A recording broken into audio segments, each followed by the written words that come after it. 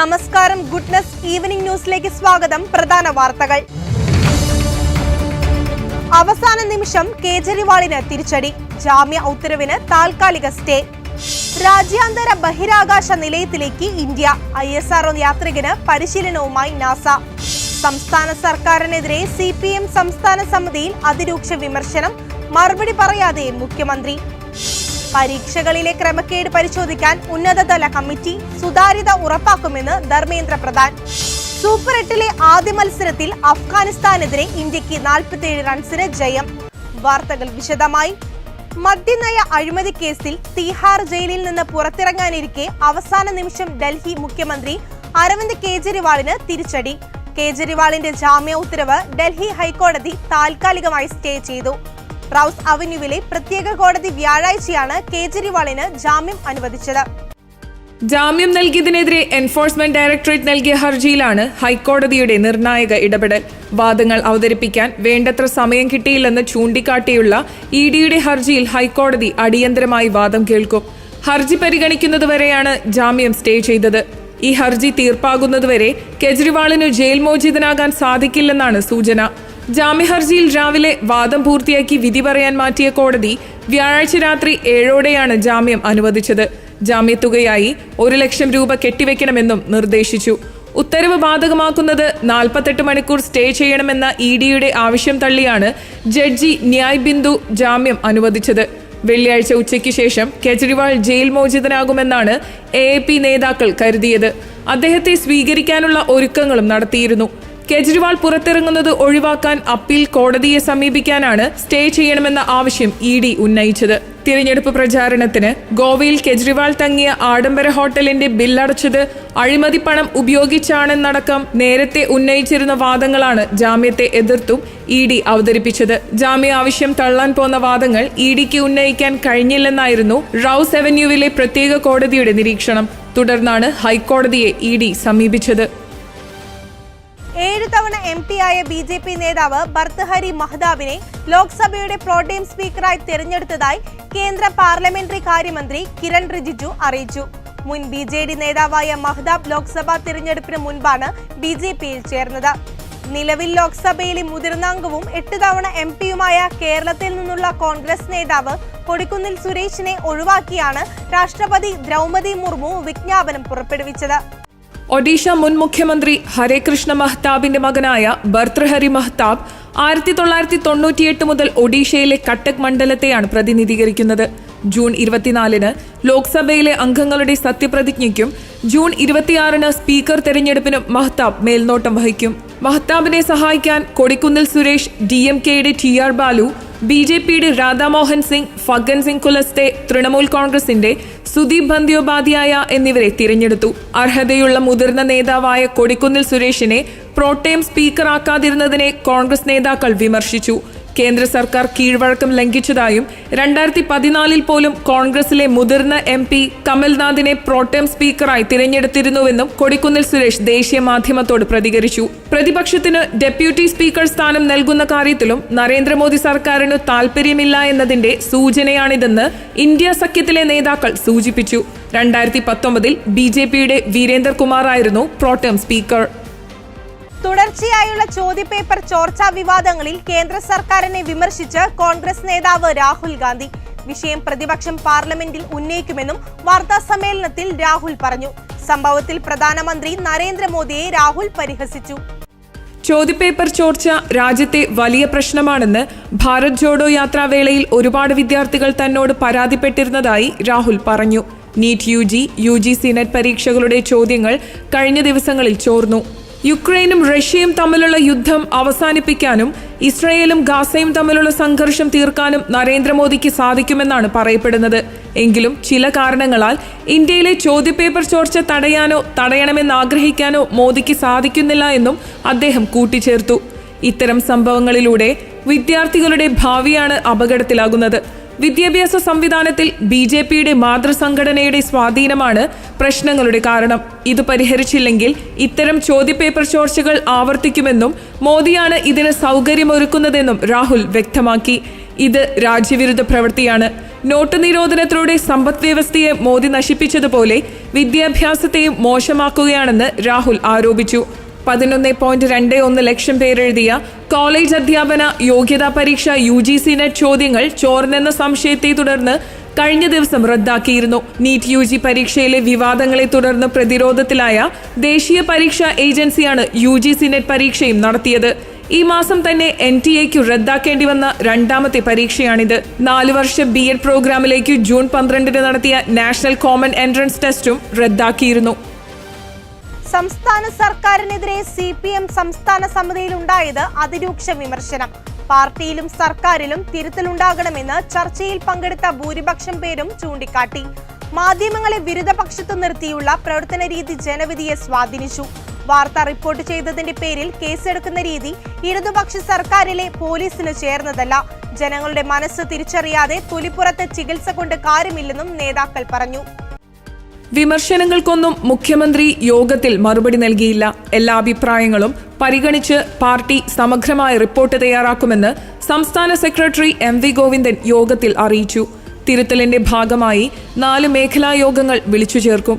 General secretary Sitaram യെച്ചൂരിയും polit bureau അംഗം പ്രകാശ് കാരാട്ടും പങ്കെടുക്കും.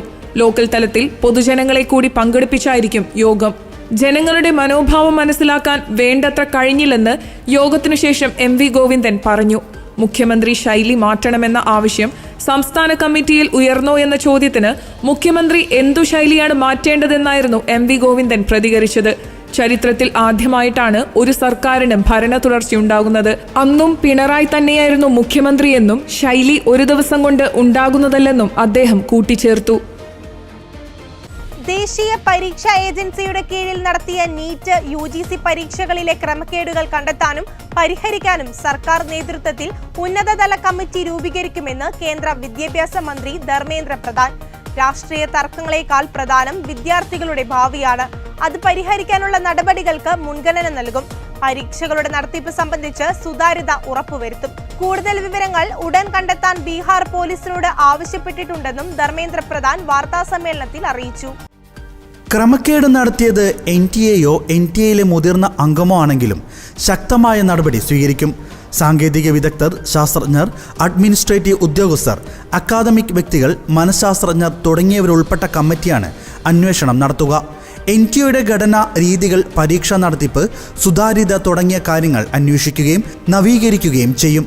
പ്രത്യേക സ്ഥലങ്ങളിൽ മാത്രമാണ് ക്രമക്കേടുകൾ നടന്നിട്ടുള്ളതെന്നാണ് പ്രാഥമിക അന്വേഷണത്തിൽ തെളിയുന്നത്. ചോദ്യപേപ്പർ ഡാർക്ക് വെബ്സൈറ്റുകളിൽ എങ്ങനെ വന്നുവെന്ന് CBI അന്വേഷിക്കും. ടെലഗ്രാം ആപ്പിലൂടെയാണ് ചോദ്യപേപ്പർ പ്രചരിച്ചത്. ആപ്പിന്റെ സുതാര്യതയും അന്വേഷിക്കുമെന്നും മന്ത്രി പറഞ്ഞു. ക്രമക്കേടുകൾ നടന്നെന്ന് കണ്ടെത്തിയതിന് പിറകെ 11 ലക്ഷം വിദ്യാർത്ഥികൾ എഴുതിയ UGC നെറ്റ് പരീക്ഷ റദ്ദാക്കിയിരുന്നു. ചോദ്യങ്ങൾ നീറ്റ് പരീക്ഷയ്ക്ക് മുൻപേ ലഭിച്ചതായി ചോദ്യപേപ്പർ ചോർച്ച കേസിൽ അറസ്റ്റിലായ വിദ്യാർത്ഥി അനുരാഗ് യാദവ് മൊഴി നൽകി. കേന്ദ്ര വിദ്യാഭ്യാസ മന്ത്രിയുടെ രാജി ആവശ്യപ്പെട്ട് വിദ്യാർത്ഥി സംഘടനകൾ മന്ത്രാലയത്തിന് മുന്നിൽ വലിയ പ്രതിഷേധ പ്രകടനം നടത്തി. അയ്യൻകുന്ന് പഞ്ചായത്തിൽപ്പെട്ട പാലത്തിൻകടവ്, കച്ചേരിക്കടവ് ഗ്രാമങ്ങളെ കാട്ടാന ഭീഷണിയിൽ നിന്നും സംരക്ഷിക്കാൻ നടപടികൾ സ്വീകരിക്കുമെന്ന് കത്തോലിക്ക കോൺഗ്രസ്.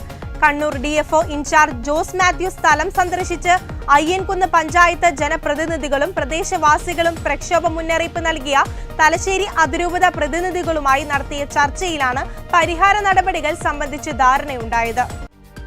അതിർത്തിയിൽ കേടുപാട് സംഭവിച്ച പാലത്തുംകടവ് കരിമുതൽ പൊട്ടിച്ചിപ്പാറ വരെയുള്ള 5 കിലോമീറ്റർ സോളർ വേലി അറ്റകുറ്റപ്പണി നടത്തുമെന്നും നബാർഡ് RKVY പദ്ധതികൾ പ്രകാരം ജൂൺ 25-ന് റീടെൻഡർ വിളിച്ച പ്രവൃത്തികൾക്ക് ഉടൻ തുടക്കം കുറിക്കുമെന്നും ബാരാപ്പോൾ തീരത്ത് 6.5 കിലോമീറ്ററിൽ 52 ലക്ഷം രൂപയുടെയും കരി പാറയ്ക്കാമല 4 കിലോമീറ്റർ ദൂരം 48 ലക്ഷം രൂപയുടെയും പുല്ലൻപാറത്തട്ട് കരി 1.5 കിലോമീറ്റർ ദൂരം 12 ലക്ഷം രൂപയും ചിലവിൽ സോളാർ തൂക്കുവേലി നിർമ്മിക്കേണ്ട പദ്ധതികളാണിവയെന്നും DFO വ്യക്തമാക്കി.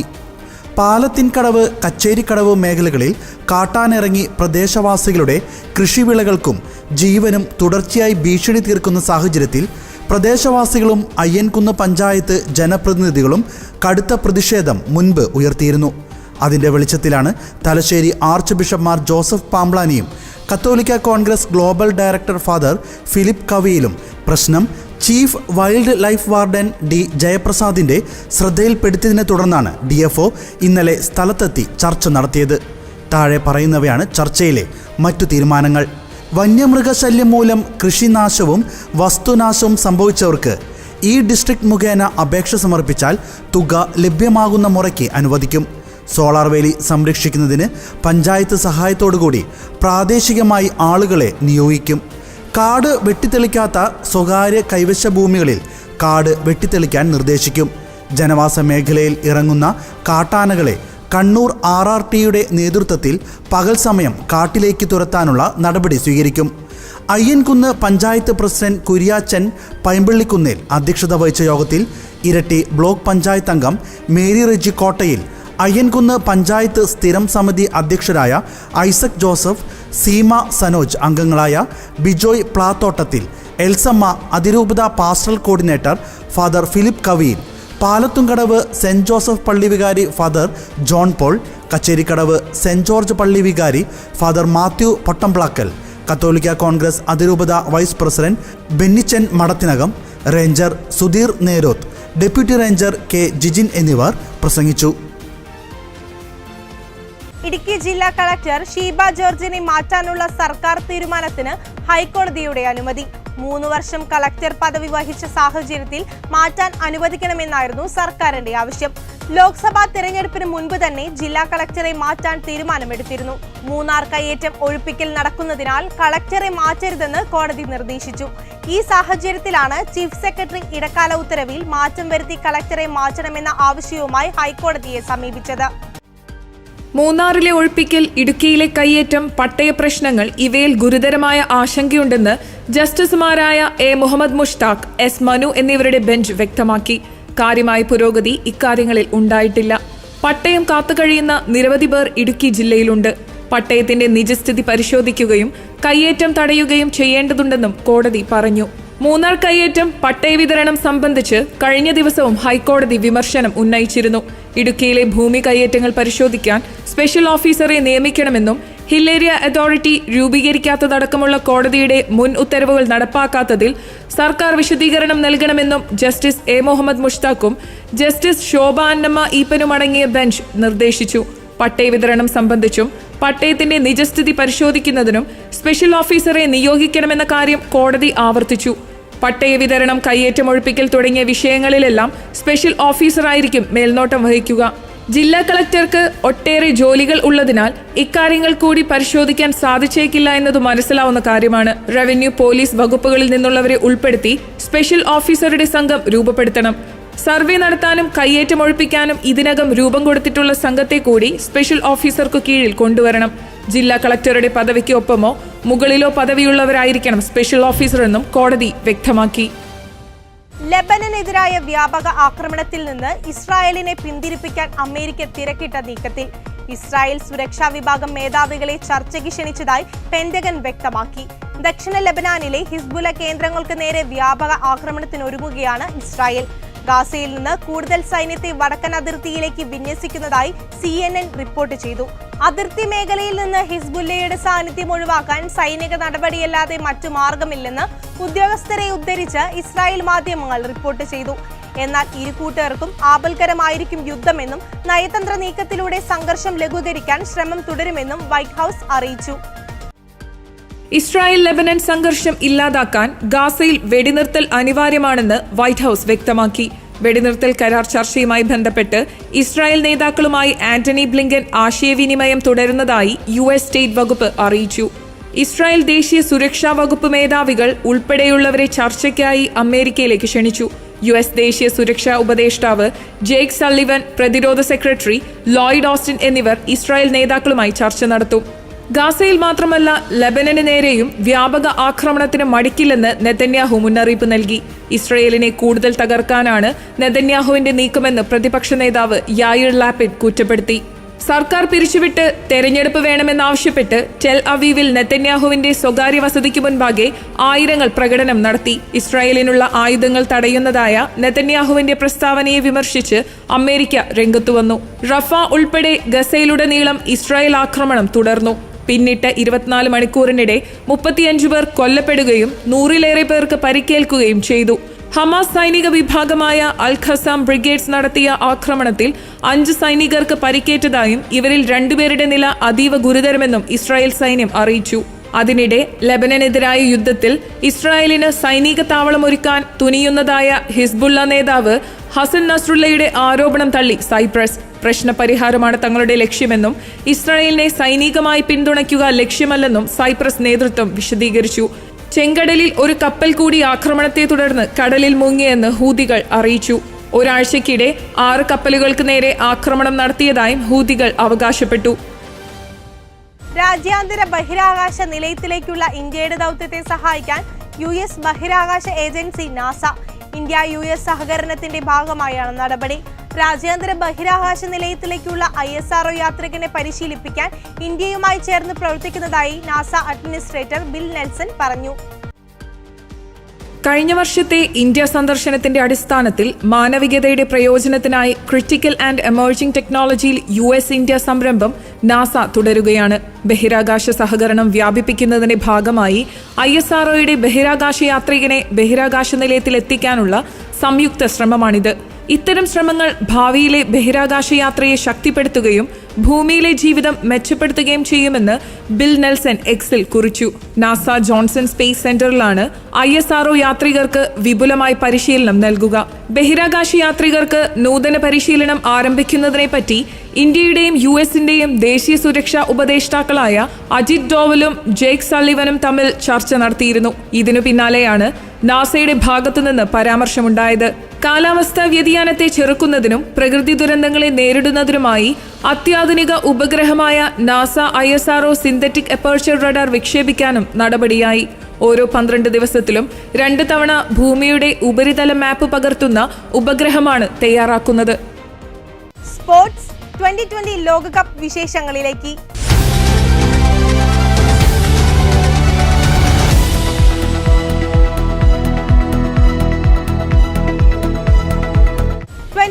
ലോകകപ്പിലെ സൂപ്പർ 8 പോരാട്ടത്തിൽ അഫ്ഗാനിസ്ഥാനെതിരെ ഇന്ത്യ വിജയ തുടക്കമിട്ടപ്പോൾ നിർണായകമായത് സൂര്യകുമാർ യാദവിന്റെ ഇന്നിംഗ്സ് ആയിരുന്നു. 3-ാം ഓവറിൽ രോഹിത്തും പവർ പ്ലേക്ക് തൊട്ടു പിന്നാലെ 7-ാം ഓവറിൽ ഋഷഭ് പന്തും മടങ്ങിയതിനു പിന്നാലെയാണ് സൂര്യകുമാർ ക്രീസിലെത്തിയത്.